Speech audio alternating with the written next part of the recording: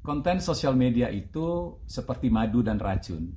Dia akan menjadi madu apabila isinya hal-hal yang positif, hal-hal yang menyehatkan, hal-hal yang membuat kita bangkit karena terbangun optimisme, hal-hal yang mendidik dan juga menghibur. Tapi jangan lupa, dia juga bisa menjadi racun yang menyakitkan, bahkan menghancurkan kita apabila isinya provokasi, fitnah, agitasi, ajakan untuk separatisme, dan hal-hal yang membuat terpecah belahnya kita sebagai suatu bangsa yang tadinya hidup rukun dan bersatu. Nah, saudara, berbicara mengenai konten sosial media, maka ada dua hal penting yang ada di dalamnya. Pertama adalah produksi, dan yang kedua adalah distribusi. Dengan berbagai undang-undang dan peraturan yang ada, pemerintah negara manapun tidak akan bisa melarang masyarakatnya untuk memproduksi konten, termasuk konten-konten racun. Tapi distribusinya ada di tangan masyarakat.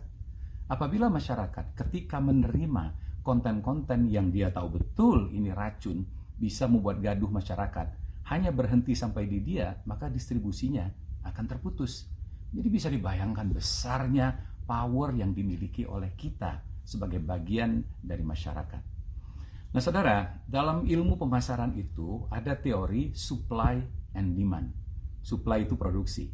Produksi akan tetap ada selama permintaan atau demand-nya ada. Tapi produksi akan terhenti ketika demand atau permintaan terhenti. Nah, sekali lagi kan, kitalah yang bisa membuat produksinya itu berhenti. Nah, di Selandia Baru ini saya sekedar ingin sharing.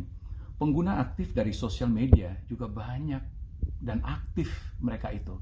Tapi konten-konten bersifat hoax, ajakan untuk membenci pemerintah, kemudian memecah belah, kemudian mendiskreditkan satu individu atau kelompok-kelompok tertentu, nggak laku konten-konten seperti itu.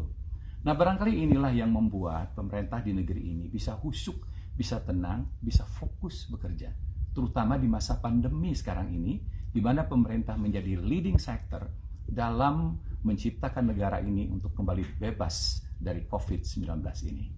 Nah, jadi saudara, kita tahu bahwa pemerintah tidak akan bisa menghentikan produksi, tapi kita yang harus bijak dalam menggunakan sosial media.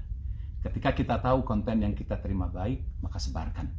Perlu itu, apalagi bersifat menghibur dan membuat kita tenang, tertawa, dan bangkit kembali. Tapi apabila kita tahu bahwa itu racun, stop sampai di kita. Samalah seperti COVID. Kalau kita tahu kita kena, maka kita harus melakukan isolasi mandiri. Jangan keluar. Tidak boleh kita menularkannya ke pihak-pihak yang lebih luas lagi. Jadi penularan itu ada di tangan kita.